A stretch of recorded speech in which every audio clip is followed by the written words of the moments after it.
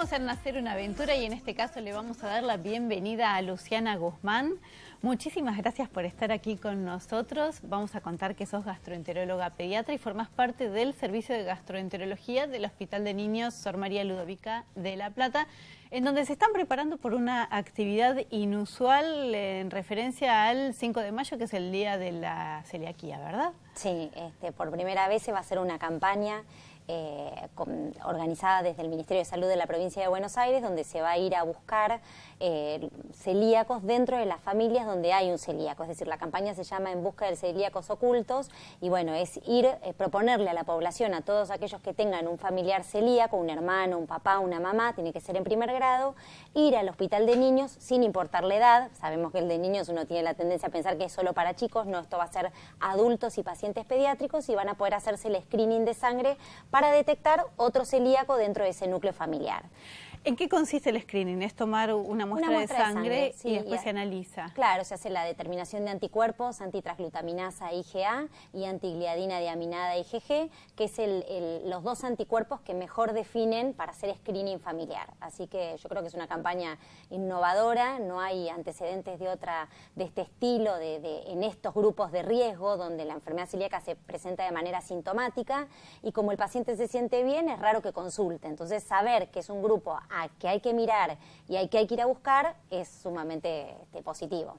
Y perdóname que pregunte desde la ignorancia, ¿no? Pero yo digo, si esta persona no tiene síntomas, ¿por qué es tan importante que sepa que es celíaco? Porque no necesitas tener síntomas para que la enfermedad te produzca un daño. Es decir, en estos pacientes, a pesar de no visibilizarse ningún daño, el intestino está sufriendo y hay que sacarlo de esa situación. Entonces, no hay distintos tipos de celíacos, más celíacos, menos celíacos, son todos celíacos igual y todos merecen el mismo tratamiento, independientemente que algunos se ve mucho el síntoma, sobre todo hay edades en las que se manifiesta muy agresivamente la celiaquía y otros más solapadas, que en todos es importante volverlos a un estado de salud. El intestino tiene que desinflamarse, los anticuerpos tienen que desaparecer y así uno recupera el estado de salud y minimiza los riesgos. Bien, es decir que hay diferentes grados de la enfermedad, se podría llegar a decir. Hay diferentes formas de manifestarse. Ajá. Grados tampoco, porque a veces se confunde con el grado de atrofia, como uno es una enfermedad que confirma con una biopsia de intestino delgado, ahí puede haber diferentes formas de daño en la mucosa y uno cree que tener una enteropatía grado 4 es peor que tener una enteropatía grado 2 y tampoco. Es distintos tipos de daño en el intestino, pero es la misma enfermedad. Lo que hay es diferentes formas de presentación clínica. No es lo mismo en un chiquito de jardín de infantes de primera infancia, en donde priman los síntomas digestivos, la panza hinchada, el adelgazamiento o la desnutrición, el pelo ralo, seco, la irritabilidad, esos chicos llorones que los padres te dicen, este es insoportable, es el loco de la familia, llora todo el tiempo, porque hay una irritabilidad muy marcada, que los chicos de primaria, de segunda infancia, donde por ahí el síntoma que uno tiene que mirar tal vez no sea tanto la diarrea o la pérdida de peso, sino la baja estatura. Cuando la enfermedad se va haciendo cada vez más a largo plazo, el chico deja de crecer porque necesita vivir y ahorra energía en no aumentar la talla. Entonces, cuando un chico es bajito, con papás y hermanos altos, también es una cosa que debe llamar mucho la atención. De ahí es muy importante lo que hacen los pediatras de controlar todos los años los chicos para el ingreso escolar, hacer el certificado. Cuando uno ve que del año anterior a no hay aumento en talla y miramos los padres y no son bajitos, es otra población a la que hay que ir a mirar. Lo mismo que el chico que me duele la panza, me duele la panza, me duele la panza y pareciera no haber nada que lo justifique, es otra población a la que hay que ir a buscar enfermedad celíaca. Y después ya en el adolescente o en el preadolescente, la falta de desarrollo puberal. Si yo tengo una nena que no alcanza su menarca a los 14 años con una mamá que la alcanzó a los 12, me tiene que llamar la atención. Si no hay caracteres sexuales secundarios en el varón y el varón persiste con esa fisonomía de nene y vamos avanzando en la edad y no aparece su pubertad, nos tiene que llamar la atención. Y sin duda, en la adultez, el foco que por ahí hay que ponerle mucha atención porque es donde todavía falta esa hipersensibilidad, que es la mujer que tiene abortos recurrentes o infertilidad. Es decir, el cuerpo ahorra energía. Si yo estoy atravesando una enfermedad celíaca, que es una enfermedad en la que la absorción de los nutrientes se ve alterada, ese cuerpo difícilmente pueda dar vida a otro ser humano. Y el embarazo es una prueba de esfuerzo. Todo lo que va a dar lugar a ese ser humano va a salir de la mamá, el calcio, el hierro, todo lo que le va a dar origen a ese bebé que nace a las 40 semanas. Entonces, si la mamá no está en condiciones de aportar sus propios nutrientes porque no tiene resto para absorber y recuperarse, es donde se van a dar el fracaso de estos embarazos que terminan en abortos recurrentes o a veces la infertilidad en sí misma.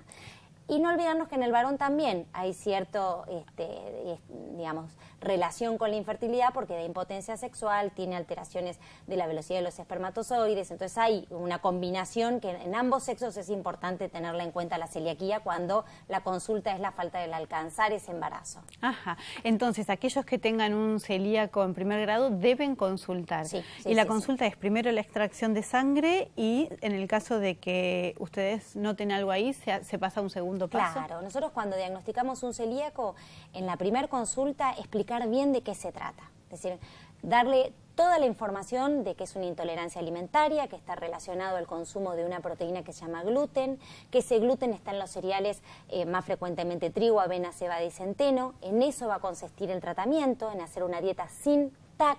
Yo siempre les digo que TAC tiene que sonar a una tijera porque fue el ejemplo que a mí me dio Cueto Rúa cuando me diagnosticó a mí enfermedad celíaca hace muchos años atrás. Ajá. Entonces TAC es como el ruido que hace una tijera, entonces corta las vellosidades intestinales y eso hace que no se pueda absorber todos los nutrientes. Entonces una vez que queda explicado de por qué se genera esta situación, la dieta es muy importante y después vamos citando a controles para reforzar las dudas, para ver cómo ese paciente en la medida que saca el gluten de la dieta recupera peso, recupera calidad de vida y ahí cuando ya estamos organizados como equipo, papás y pacientes, salimos a pescar a los familiares en primer grado y se van todos del consultorio con los anticuerpos derechito al laboratorio. Ahora, es increíble que todos estos síntomas que vos mencionaste hace un ratito se desaparecen casi mágicamente cambiando de dieta únicamente. ¿No es cierto? En los más chiquitos los papás llegan a los 15 días, que es el control con la biopsia en la mano y ya la dieta instalada y me dicen, es otro nene. No llora más, está contento, se puede salir con él. Lo último que va a irse es la distensión abdominal. Las cacas mejoran rápidamente y el aumento de peso, los chicos tienen una polifagia, es decir, tienen tendencia a comer mucho más de lo que venían comiendo porque se empiezan a sentir mejor y empiezan a progresar de peso como cuando eran bebés, 1 kilito por mes, y hacen el catch-up o crecimiento compensatorio. Una vez que se fue eso que molestaba, el cuerpo empieza a generar la energía suficiente como para aumentar de peso y de estatura. Ajá.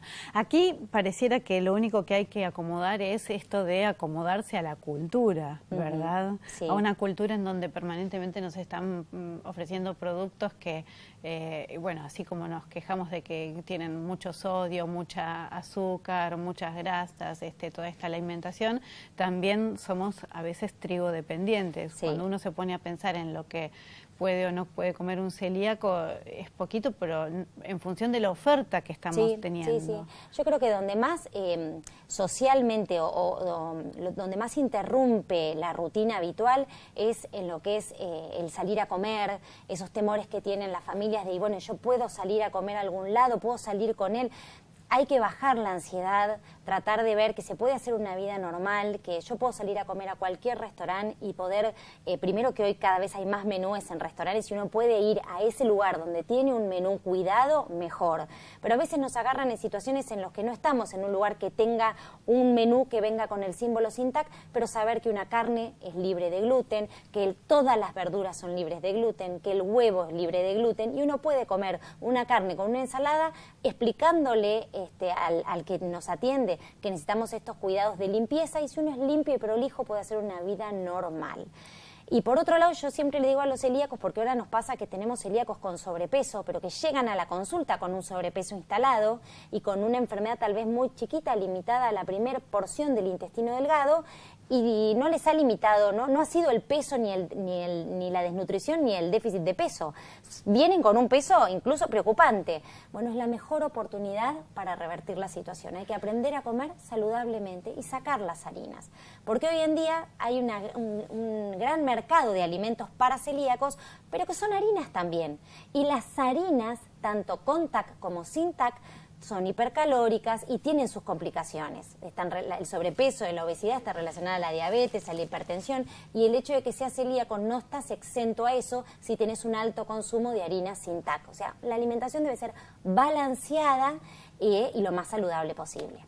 Luciana, me imagino que ustedes tienen un equipo interdisciplinario, porque hablar con una madre que ni se esperaba esta noticia es cambiarle todo su esquema, Todo es decir, esquema, es sí. cambiar las compras, los hábitos, dónde se compra la comida, cómo se prepara, qué se les ofrece, y me imagino que muchas veces tiene que ver con incluir a toda la familia en este cambio, Seguro. ¿no es cierto? Nosotros tenemos muchos años transitando en celiaquía con un gran maestro como fue Cueto Rúa, y lo hemos aprendido a transmitir con una enorme tranquilidad. En mi caso, el hecho de vivir la celiaquía a diario y haber podido alcanzar todos los logros que me he propuesto es como la tranquilidad de que se vive bien. Bajar la ansiedad, yo no les recomiendo a ninguno que se conviertan en una casa libre de gluten. Yo creo que hay que aprender a convivir con el gluten y que el chico desde chiquito sepa que hay cosas que no puede y hay cosas que son especialmente para ellos, desde cómo se guarda en la heladera alimentos que puedan contaminarse, como es una mermelada, un dulce de leche, una manteca, separado y rotulado. Esto es para el que es celíaco en casa, y que el resto pueda seguir una vida con una dieta normal. Primero porque si tiene posibilidades de ser celíaco, la tiene que poner en evidencia. Y si yo le restringo el gluten sin saberlo, lo voy a posponer al diagnóstico y también tiene sus riesgos. Y segundo, porque este celíaco tiene que aprender a convivir con los que comen diferente y saber que es él el que debe cuidarse, porque lo más probable es que tenga hijos que no van a ser celíacos y tampoco puede transmitir su condición a toda la familia. Hay que aprender a autocuidarse, a autorregularse y saber que es uno el que come diferente, y de esa manera vamos controlando que después no salga alocadamente a comer cosas que no puede. Perfecto. Bueno, ¿hay algo que yo no te haya preguntado y que quieras decir? No, yo la verdad que para mí la celiaquía es uno de los motores de mi especialidad, porque me apasiona y me parece que todavía hay mucho por hacer, todavía no se conoce completamente la fisiopatología, y el Hospital de Niños tiene la ventaja de trabajar junto con la Facultad de Ciencias Exactas, con el Laboratorio de Inmunología de Bioquímica, y seguimos investigando qué es lo que pasa en ese intestino que molecularmente desarrolla esta enfermedad. Así que me parece que es una enfermedad fascinante. En tu caso, ¿cuándo la detectaron?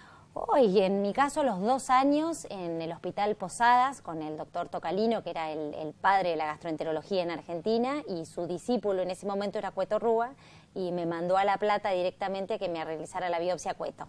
Es decir, que tenés toda una trayectoria. Yo tengo toda una vida, no sé comer de otra manera. Claro, y en donde me imagino que viste cómo fue cambiando también la cultura, ¿no es cierto? Hoy estamos mucho mejor que antes. Yo creo que estamos mucho mejor, y eso es gracias a Asociación Celíaca Argentina, a quienes para mí le han cambiado la historia al celíaco. Yo soy parte de una generación que creció sin productos para celíacos y fuimos inmensamente felices igual. Aunque no teníamos galletitas, no teníamos pan, nuestras madres estaban seguras de que el tratamiento nos cambiaba la vida y no se les caía una lágrima por decirnos: vos eso no podés, anda a jugar. Y se acababa ahí, llévate una manzana y divertite. Y ponían el foco de atención donde tenía que estar, en el juego, en lo lúdico, en divertirnos, en estar entre amigos, entre primos, entre hermanos, sin que la comida fuera el centro del universo. Y creo que eso hay que rescatar de esas madres que luego hicieron todo este camino a través de Asociación Celíaca, porque son todas madres cuyos hijos son de mi generación y que cambiaron la historia, pero que tenían una fortaleza que es admirable. Bien, bueno, muchísimas gracias, Luciana. Nos contaste todo sobre todo sobre la enfermedad y sobre todo por esta visión, ¿no es cierto?, que es tan positiva. Justo se cumplen los 40 años de Asociación Celíaca Argentina este año, así que vaya nuestro homenaje para ellas. Seguro. Bueno, muchas gracias, esperemos tenerte pronto nuevamente. Nosotros seguimos con más Nacer después de esta pausa. Go Rennie, go Rennie, go Rennie, go Rennie, go.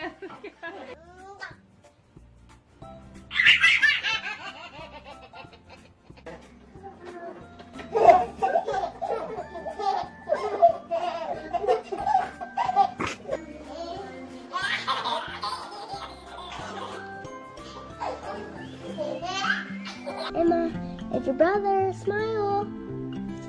Oh my goodness, look at her boo-boo. Oh, Levi. Bad, huh? Oh. Oh, you are such a sweetheart.